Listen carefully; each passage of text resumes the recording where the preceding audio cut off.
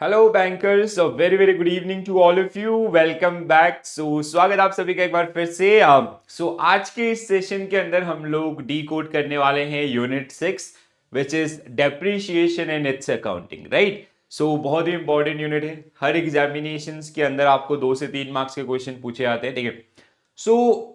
What are the concepts and fundamentals of depreciation that we are going to summarize in this particular unit, right? So, everyone, those who are watching live or recorded at this particular session, please do share this one with your friends, those who are planning for upcoming JIB examination, and do subscribe the channel if you are new, right? So, I hope you guys are regularly consuming these particular contents. Now this is our unit 6. Unit 6 is all about depreciation and its accounting. Believe me, if you'll go through the next half an hour video, so there will be like you will be able to answer 100% upcoming exam questions, right? So depreciation, if you talk about the depreciation, this is the course content. Meaning of depreciation, causes of depreciation, need, factor, accounting entries, method of depreciation. So then we have straight line, diminishing balance or written down value method. Then we have unit of production method, sum of year visit method, right? So if you ask me the question ki, what kind of question you guys are going to face based on this particular unit, so maximum time you'll get numerical question based on methods of depreciation, ठीक है। आपकी syllabus के अंदर 4 method दिए गए हैं and we will practice all the 4 module in the all the 4 methods in this particular session itself. You will build your concepts, ठीक है। तो हम लोग अच्छे से आपका कौन सा मेथड कैसे आपका काम करता है, और like most of time examiner they generally ask question based on 3 method. These are written down value method, then you have unit of production method, then straight line method, ठीक है। Why examiner ask question based on these? Because as per Indian accounting standard 10 and 16, तो जहां पे ये method आपका जो कहीं ना कहीं प्रिस्क्राइब किए गए फॉर इंडियन कंपनीज, ठीक है। Though we have one another method which is known as sum of year digit, उसको भी हम लोग यहाँ पे समझेंगे। तो बहुत ही बेसिक है गाइस, बहुत आसानी से इस टॉपिक को आप समझ सकते हैं with in half an hour, and उसके बाद आप हर एक क्वेश्चन को सॉल्व कर पाएंगे, ठीक है। तो सबसे पहले डेप्रीशिएशन होता क्या? I hope everybody is aware about this terminology called depreciation. So depreciation ह्रास मूल्य, ठीक है। It is accounted on capital goods and it is charged on profit and loss account, ठीक है। It is treated as operational expense in a business. Okay. So now depreciation is basically it is decrease in the monetary value of an asset. Okay. तो जैसे कोई भी capital goods है, suppose that we are running some XYZ company, ठीक है। XYZ company हम लोग आपका चला रहे हैं, जिसमें suppose that we purchase an equipments worth ₹5 lakh, ठीक है। 5 लाख रुपए का एक इक्विपमेंट्स हमने खरीदा, एक मशीनरी हमने खरीदी है। अब इस मशीन को आप इस्तेमाल करोगे बिजनेस पर्पजेज के लिए, ठीक है। साल दर साल इसकी जो कीमत है या इसकी जो इकोनॉमिक वैल्यू है या मॉनेटरी वैल्यू है, वो उसमें क्या होगी, कमी आएगी, ठीक है। जैसे let's say after 1 year the book value of this particular asset become suppose that 4 lakh. So this reduction of 1 lakh, 1 lakh रुपए से इसकी जो वैल्यू कम हुई है, this is generally known as depreciation. इसी को हम लोग क्या बोलते हैं, आपका डेप्रीशिएशन के नाम से जानते हैं, ठीक है। डेप्रीशिएशन, अब ये जो वैल्यू में कमी आई है, इसके पीछे बहुत सारे रीजन हो सकते हैं। It can be uses, it can be wear and tear cause, it can be any other reason like इफ्लिक्स इफेक्ट। कई बार ऐसा भी होता है, जैसे सपोज दैट हमने एक लैपटॉप खरीदा कंपनी के लिए, वो सील पैक था, हमने उसको यूज नहीं किया, ठीक है। 1 साल बाद उसकी वैल्यू कम हो जाएगी, that is generally known as इफ्लिक्स इफेक्ट, ठीक है। मेयर पासेस ऑफ टाइम, ठीक है। समय के बीतने के साथ साथ भी उसकी वैल्यू क्या होगी, आपका कम होगी। तो ये जो 1 लाख रुपए का आपका है, जो इसकी वैल्यू में कमी हुई है, इसको हम लोग as a operating expense show करेंगे and it is shown in your profit and loss account, ठीक है। दूसरी चीज, we generally make provision for depreciation, ठीक है। डेप्रीशिएशन के लिए हम लोग क्या करते हैं, आपका प्रोविजन बना करके चलते हैं। These provisions are basically suppose that the useful life of this particular asset, useful life और इकोनॉमिक लाइफ, मतलब इस बिजनेस के लिए हम इस एसेट को यूज करेंगे आपका 5 साल तक, ठीक है। And after that it will be scrap, ठीक है। तो 5 साल इसकी आपका यूजफुल लाइफ है, तो आफ्टर 5 years और at the end of 5 year we have to replace this particular asset, right. तो उसके लिए आपको फिर से 5 लाख रुपीज का रिक्वायरमेंट होगा, so that's why we keep the depreciation, ठीक है, प्रोविजन आपका। सो डेप्रिशिएशन के साथ आपको जो रियल प्रॉफिट है वो पता चल रहा होता है, क्योंकि अगर हम डेप्रिशिएशन अकाउंट नहीं करेंगे, सपोज दैट हमने 20 लाख का प्रॉफिट किया नॉर्मल, उसमें अगर आपने डेप्रिशिएशन एडजस्ट नहीं किया तो आपका ये 1 लाख रुपए जो प्रॉफिट है 5 साल में वो खत्म हो जाएगा, ठीक है। तो आप उसका जो प्रॉफिट है वो क्या हो जाएगा, 20 लाख माइनस 1 लाख जो डेप्रिशिएशन चार्ज हुआ, that is 19 lakh, that is your real profit, right. इस तरीके से एसेट की बुक वैल्यू आपको एक्चुअल पता चलेगी। तो इन सब चीजों के लिए हम लोग डेप्रिशिएशन का इस्तेमाल करते हैं, right. So depreciation is charged on profit and loss account for the fall in the value of an asset during each year, ठीक है। So depreciation is a part of operating expense or operating cost. It is a reduction in the monetary value of an asset. The decrease in value of an asset is due to uses, due to wear and tear causes, or any other reason like Flix effect and all, ठीक है। So the decrease in value of an asset is gradual and continuous, ठीक है। जैसे आपका पहले साल उसका value 4 lakh से 5 लाख से 4 लाख हुआ, अगले साल 4 लाख से 3.5 लाख, फिर आपका 2.5 लाख, इस तरीके से वो आपका कंटिन्यूअस रहेगा, ठीक है। सो वो जो डिक्रीज आपका हो रहा है, डिक्रीमेंट हो रहा है, उसको कैलकुलेट करने के लिए वी हैव मेथड्स, उन मेथड्स को हम लोग यहाँ पे समझेंगे जस्ट आफ्टर दिस वन, ठीक है। सो कैलकुलेशन, अब आप जब भी किसी भी एसेट्स के ऊपर डेप्रिसिएशन कैलकुलेट कर रहे होते हैं, so for that we need few factors. जैसे क्या क्या आपका चाहिए होंगे, we need cost of asset, जैसे हमारे केस में we purchase this machinery for rupees, इसका जो कॉस्ट था वो कितना था, 5 लाख रुपए, ठीक है। दूसरा एस्टिमेटेड रेसिडुअल और स्क्रैप वैल्यू, 5 साल, जैसे इसका यूजफुल लाइफ था आपका, इकोनॉमिक लाइफ वाज 5 years, ठीक है। 5 साल के बाद जब इसको स्क्रैप में बेचा जाएगा तो अनुमानित कितना पैसा मिलेगा, so that is known as salvage value. Suppose that it was 50,000, ठीक है। तो आपका जो डेप्रीशिएशन बेस है, डेप्रीशिएशन आप किस पे चार्ज करोगे, so depreciation base is equal to cost minus salvage value. मतलब हमारे केस में 4.50 लाख आपका डेप्रीशिएशन बेस होगा, इसके ऊपर आप डेप्रीशिएशन जो भी मेथड आप अपना रहे हैं उसके हिसाब से कैलकुलेट करेंगे, ठीक है। So the estimated number of years of its useful life, ठीक है, कितने समय तक हम लोग उसको यूज करने वाले। सो दिस इज द एंटायर, ये कुछ एरियाज आपका जो कहीं ना कहीं डेप्रिसिएशन कैलकुलेशन में आपको लगने वाले। अब बारी आती है मेथड्स की, ठीक है। तो देखो अगर हम लोग बात करें हमारे कोर्स करिकुलम के हिसाब से, ठीक है, वैसे नॉर्मल अगर आप देखेंगे ना, if you simply Google the methods of calculating depreciation, there are 7 or 8 methods, ठीक है।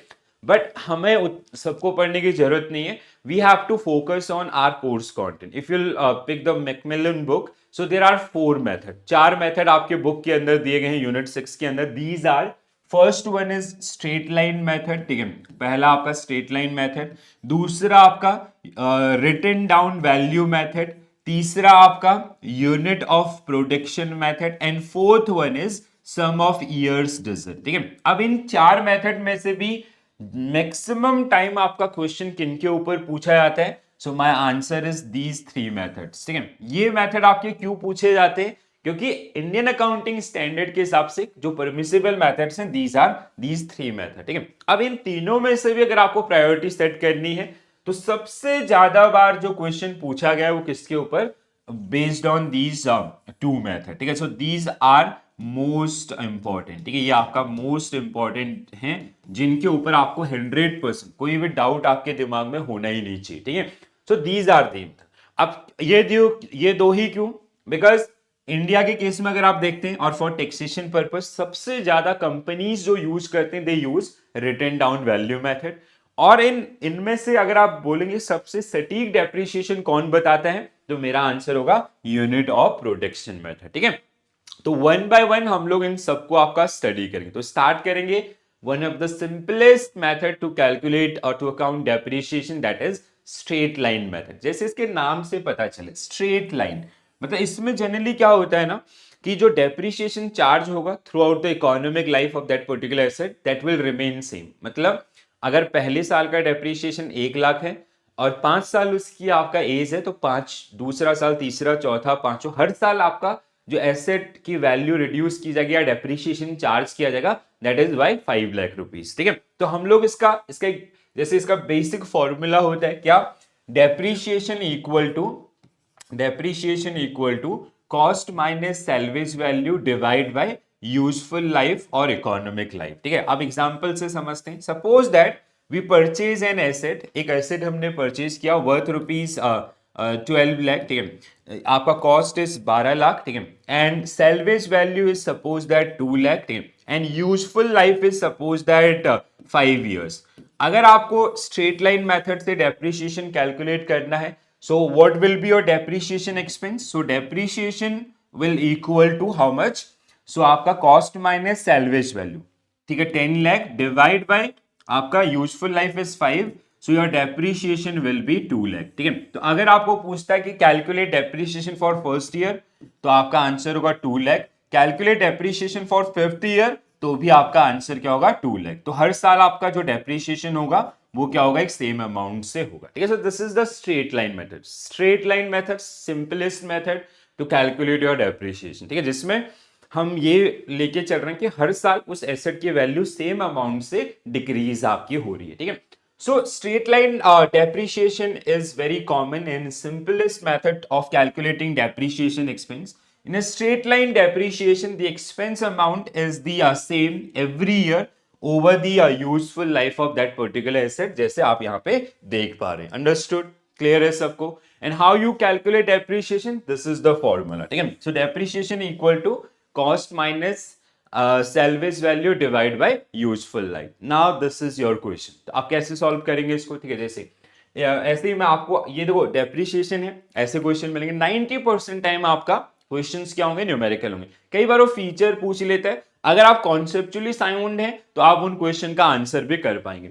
सो 1 जनवरी 2020 ABC purchase a machinery worth rupees 1 lakh, that means आपका 1 लाख रुपए इसका परचेज कॉस्ट है। ठीक है, then spend 4000 on its carriage and 8000 on its installation. तो जब हमने अकाउंटिंग स्टैंडर्ड 10 पढ़ा था, तो उसमें ये चीज है आपका, जब हमने कॉस्ट को आइडेंटिफाई किया था। ठीक है, सो कॉस्ट क्या होता है, one is initial cost, even capital and revenue expenditure में भी आपको ये मिलेगा। ठीक है, so one is initial cost and दूसरा आपका सब्सटीक्वेंट कॉस्ट। ठीक है, so this is part of initial cost only. ठीक है, तो इसका कॉस्ट कितना हो गया, cost equal to purchase cost plus carriage plus आपका installation, so it is 1.12 lakh, 1,12,000। Salvage value is how much, 12,000। ठीक है, salvage value is 12,000 and useful life is how much, how many years, 10 years. तो आपका depreciation क्या होगा, तो हमारा formula क्या होता है, depreciation equal to your cost minus salvage value divide by useful life. So that means cost minus salvage value. Salvage value 12, ठीक है, तो ये आपका 1 lakh divide by 10, so it is how much? It is 10,000. ठीक है, तो 10,000. So what will be your correct answer for this one? 10,000 will be right answer for this question. Understood? तो straight line method. अब ये फर्स्ट ईयर का depreciation is 10,000, second year, third year, fourth year, fifth year, for the entire useful life of that particular asset is 10,000 only, right? तो I hope ये सबको समझ में आएगा, पहला मेथड। अब दूसरे मेथड पे शिफ्ट होते हैं जल्दी से। दूसरा मेथड है आपका written down value method. Okay, बहुत ही इंटरेस्टिंग है, सबसे ज्यादा यूज होता है, so please do remember this. अब देखो रिटन डाउन वैल्यू मेथड के अंदर क्या होता है, रिटन डाउन वैल्यू मेथड, ठीक है, so it is also known as diminishing balance. ठीक है, डिक्लाइनिंग बैलेंस जिसको हम लोग बोलते हैं। डिक्लाइनिंग बैलेंस का मतलब यहां पे क्या है कि उस जैसे पहले साल के अंदर जो डेप्रिसिएशन आपका चार्ज किया गया वो हमें माइनस करना होगा बुक वैल्यू में से। Suppose that same example, we purchase an asset, cost कितना था आपका 1.12 लाख। ठीक है, एंड सैल्वेज वैल्यू वाज कितना, पहले क्वेश्चन को अगर हम सॉल्व करें, ठीक है, तो कितना आपका 12,000। ठीक है, and useful life is suppose that आपका 10 ईयर्स था। तो आप अगर यहाँ पे डेप्रिसिएशन रेट आपको दिया रहेगा, ठीक है, डेप्रिसिएशन जो चार्ज होगा वो सेम रेट से होगा, so which is 10% is in this case, ठीक है, 10% के हिसाब से आपका, ठीक है। तो अब देखो यहाँ पे और उस मेथड में, स्ट्रेट लाइन मेथड और इसमें एक छोटा सा डिफरेंस आ जाएगा। What is that difference? अगर हम लोग स्ट्रेट लाइन मेथड के हिसाब से इसको कैलकुलेट करते हैं, ठीक है, so our depreciation will be 10,000 per annum, ठीक है, हर साल आपका क्या होगा, 10,000 रुपए का डेप्रिसिएशन चार्ज होगा। बट यहां पे आपका क्या होगा कि जो आपका फॉर्मूला क्या होगा, डेप्रिसिएशन इक्वल टू आपका बुक वैल्यू, ठीक है, बुक वैल्यू और asset value at the end of the first period, और we can say depreciation declining balance of that particular asset into depreciation rate, ठीक है, depreciation rate आपका, ठीक है। तो इस तरीके से आप इसको कैलकुलेट करेंगे। तो जैसे फर्स्ट ईयर आपका डेप्रिसिएशन बेस कितना था, 1 lakh, first year depreciation will B 1 lakh का कितना percent, 10%, which is how much, 10,000, ठीक है। तो पहले साल का डेप्रिसिएशन दोनों मेथड में आपका क्या होगा, सेम होगा। नाउ सेकेंड ईयर, अब at first year का depreciation is how much, 10,000 depreciation amount, and at the end of first year remaining balance or declining balance or residual value of this particular asset is, कैसे निकालेंगे, minus 10,000, so it is how much, 90,000, 90,000 आपका इसकी value रहेगी, ठीक है। तो दोनों चीजें आपको पूछी जाती हैं। कई बार वो आपको पूछेगा depreciation expense for third year, और कई बार आपको ऐसे पूछ देगा depreciation expense at the end of, sorry, asset value at the end of second year या at the end of third year, या कई बार वो आपको दोनों पूछ लेगा, what will be the depreciation amount charged for third year and what is the asset value, remaining asset value at the end of second year, third year या fourth year, दोनों एक ही ऑप्शन में, ठीक है। तो at the end of first year remaining value, declining balance of this particular asset is how much, 90,000। अब second year का depreciation you will calculate with this only, ठीक है। सेकेंड ईयर का डेप्रिसिएशन कैसे निकालेंगे, 90,000 उसका 10%, depreciation rate will same, so it is how much, 9,000। तो अब देखो यहां पे डिफरेंस आ गया, ठीक है। यहां पे क्या था, हर साल डेप्रिसिएशन आपका सेम था 10,000।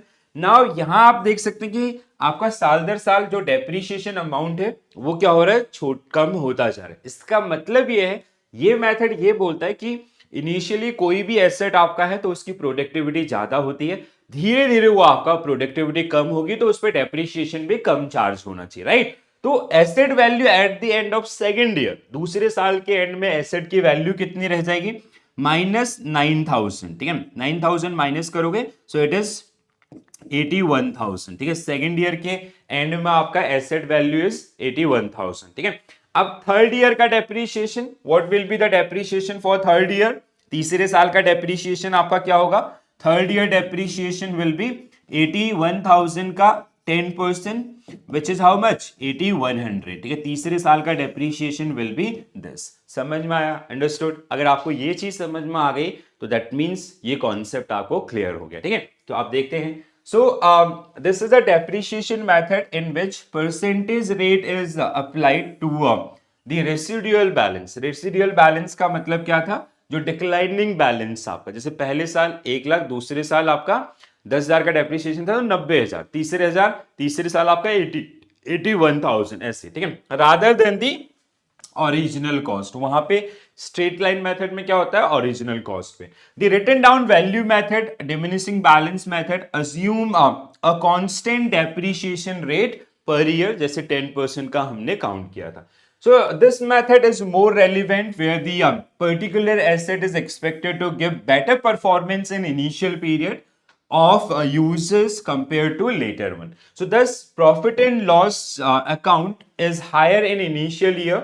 Charge of depreciation on profit and loss account is higher in the initial year compared to later one. ठीक है, so previous year value into percentage आपका। Understood guys? तो दूसरा और सबसे इंपॉर्टेंट मेथड आपका जो आपने समझा। तो एक और क्वेश्चन कर लेते हैं जल्दी से, सो जिससे आपको और क्लियरिटी मिल जाए। So asset purchase by a company worth ₹20,000 for every year, rate of depreciation is 20%। What will be the depreciation amount for third year, तीसरे साल का डेप्रिसिएशन आपको कैलकुलेट करना है by using written down value method. निकल जाएगा। तो देखो क्या है आपका, यहां पे सेल्वेज वैल्यू नहीं दिया है, सेल्वेज वैल्यू अगर नहीं दिया है so will assume it is 0, ठीक है। तो अब first year depreciation will be, पहले साल का डेप्रीशिएशन तो बहुत आसान है, कितना आपका 20,000 का 20%, विच इज हाउ मच 4,000, ठीक है। So first year depreciation will be how much 4,000। अब at the end of first year declining balance or the new updated book value of this asset is, कैसे निकालेंगे, minus 4,000, so it is how much 16,000, ठीक है, 16,000, ठीक है। अब second year depreciation will calculate on 16,000, second year depreciation will be 16,000 का at the rate of 20%, which is how much आपका 3,200, ठीक है, 3200 आपका क्या है, डेप्रीशिएशन आपका है, ठीक है। सो अब eight the end of second year, दूसरे साल का डेप्रीशिएशन 3,200 एंड माइनस आपका 3,200, 3,200, सो इट इज कितना हो जाएगा आपका, आई यूज कैलकुलेटर, हाँ कोई गलती नहीं चाहते हैं, 16,000 माइनस 3,200, सो इट इज 15,680, ठीक है, 15,680, ठीक है। So this is the declining balance और asset value at the end of your second year, ठीक है, इनटू 0.2 अगर हम लोग करते हैं, सो 3131, सॉरी कुछ तो गड़बड़ किया है, 15,680, सो 3136, कुछ गड़बड़ किए हैं क्या, चलो एक बार दोबारा से लिख लेते हैं,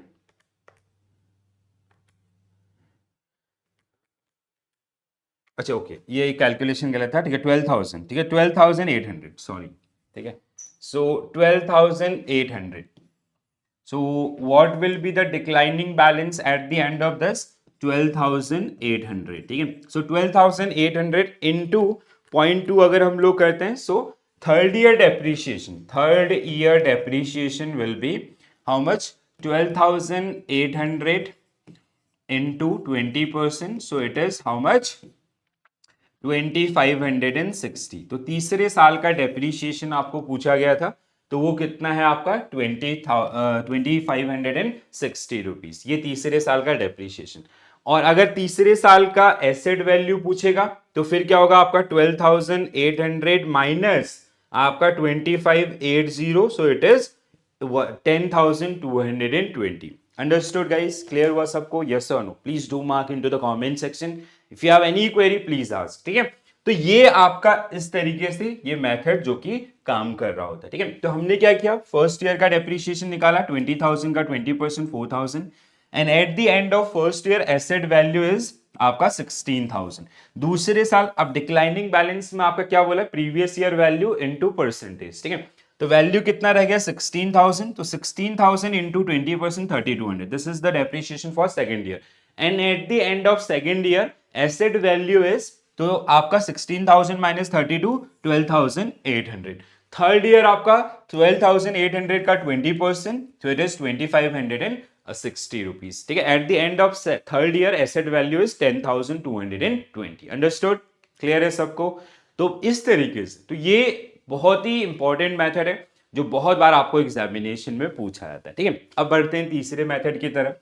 तीसरा मेथड हम लोगों का है यूनिट ऑफ प्रोडक्शन, ठीक है। So unit of production method, अब अभी तक आप लोगों ने देखा होगा ना, दोनों जो पिछले दो मेथड है वो कैसे हैं, these are based on passes on time, ठीक है, पासेस ऑफ टाइम, ठीक है, साल दर साल आपका चार्ज हो रहा है। This method is based on, इसको हम लोग बोलते हैं use based method, actual use based method, ठीक है। मतलब आप कोई किसी मशीनरी, जैसे suppose that we purchase a machine, ठीक है, एक हमने एक पेन प्रोडक्शन मशीन खरीदा, ठीक है, ये पेन प्रोडक्शन मशीन हमने खरीदा, ठीक है, जिसका कॉस्ट आपका था सपोज दैट 10 लाख, ठीक है, एंड इसकी सैल्वेज वैल्यू थी सपोज दैट 1 लाख, ठीक है। तो हमारा depreciation base will be 9 lakh, तो 9 लाख पे आप डेप्रीशिएशन इवेंचुअली, क्योंकि 1 लाख रुपए हमें वापस मिल जाएगा, ठीक है। अब ये जो मशीन हमने खरीदी है pen production machine, it can produce, life time इसका प्रोडक्शन है सपोज दैट आपका सपोज दैट 50 लाख पेन, ठीक है, ये 50 लाख पेन आपका प्रोड्यूस करके आपको देगी, ठीक है।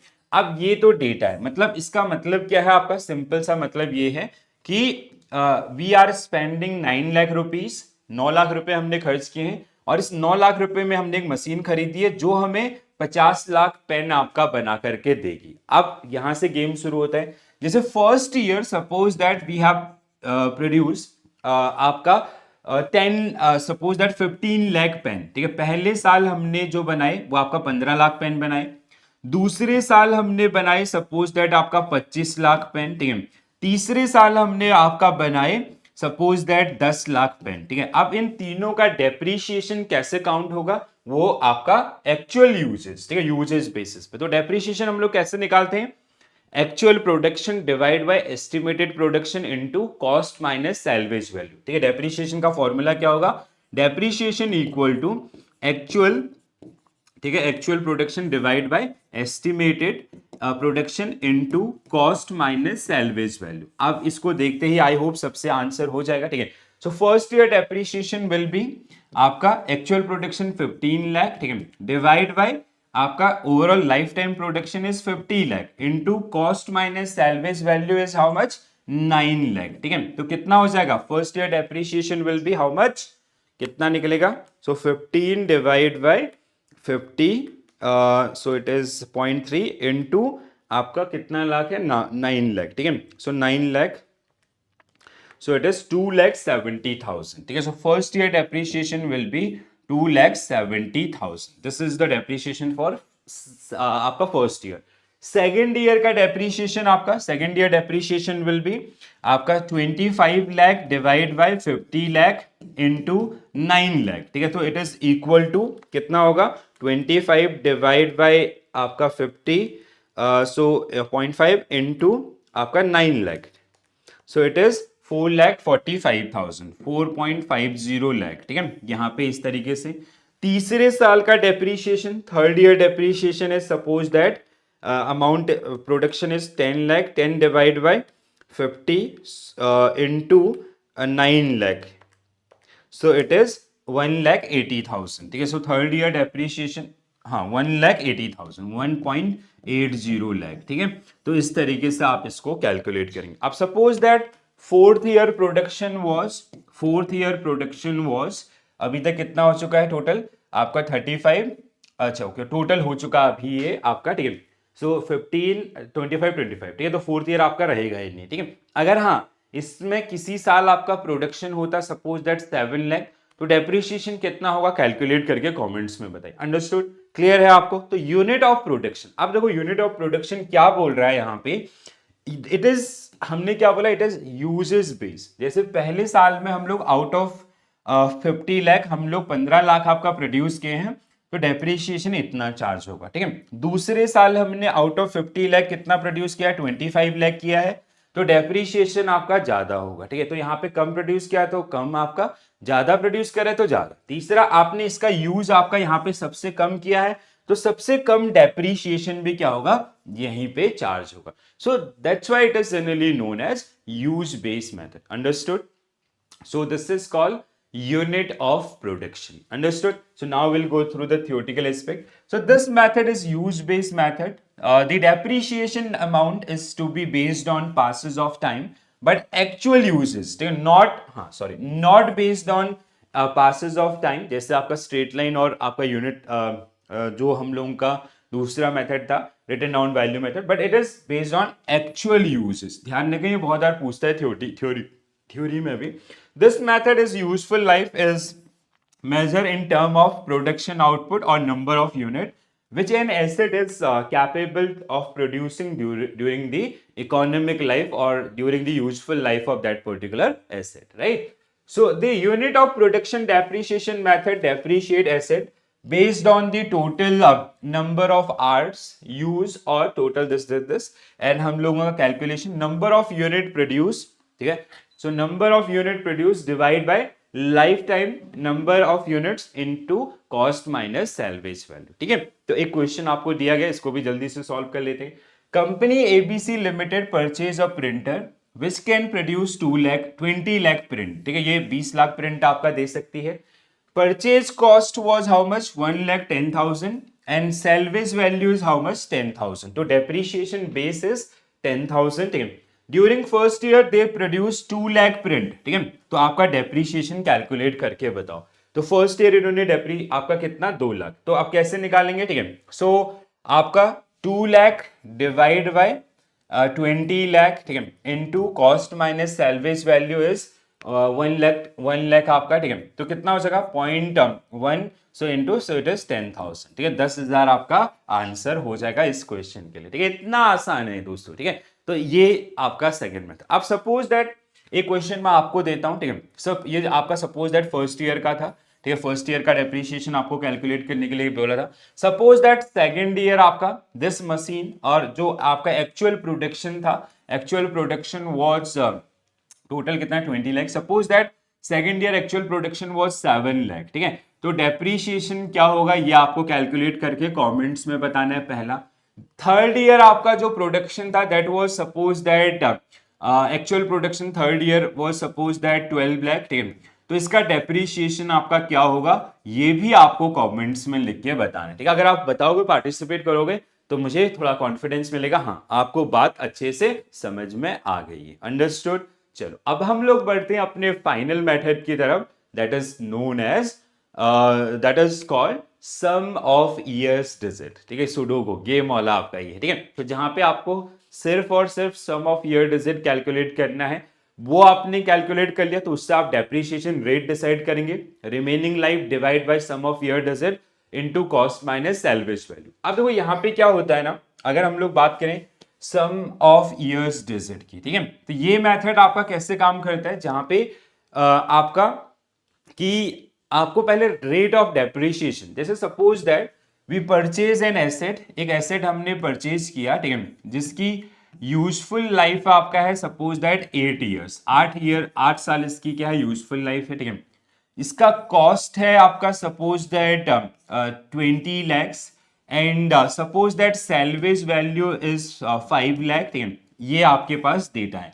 Calculate depreciation for first year by using sum of year digit, ऐसा आपको क्वेश्चन मिलेगा। Now how you will solve this question, this type of question. देखो देखो पहले क्या है, सबसे पहले आपको sum of year digit calculate करना सीखना है, ठीक है। Sum of year digit, sum of year digit will for 8 year will be, कैसे निकालेंगे, 8 plus 7 plus 6 plus 5 plus 4 plus 3 plus 2 plus 1, ठीक है। आप इसको 1 2 3 4 5 6 7 8 भी लिख सकते हैं, बट वो नहीं लिखें तो बेहतर है। रीजन क्या होता है, कई बार जब आप पहले साल का डेप्रिसिएशन कैलकुलेट करोगे तो 1 डिवाइड बाय कर दोगे, जो भी इसका आउटकम निकलेगा। आप इसका सम ऑफ ईयर डिजिट कैसे निकालेंगे, मतलब कि जितने भी उसका यूजफुल लाइफ है उन सबका जोड़ आपका, उन सबका एडिशन, उन सबका टोटल, तो कितना होता है,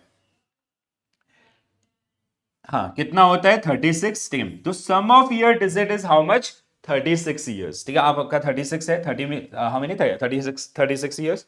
अब पहले साल का डेप्रिसिएशन अगर हमें निकालना होगा तो how will calculate, first year depreciation will B, depreciation rate क्या होगा 8 डिवाइड बाय आपका 36, ठीक है, इनटू जो आपका cost minus salvage value, cost minus salvage value that is 15 lakh. तो अगर आप इसको सॉल्व करोगे that is the depreciation for first year, 8 divide by 36 into आपका 15 लाख,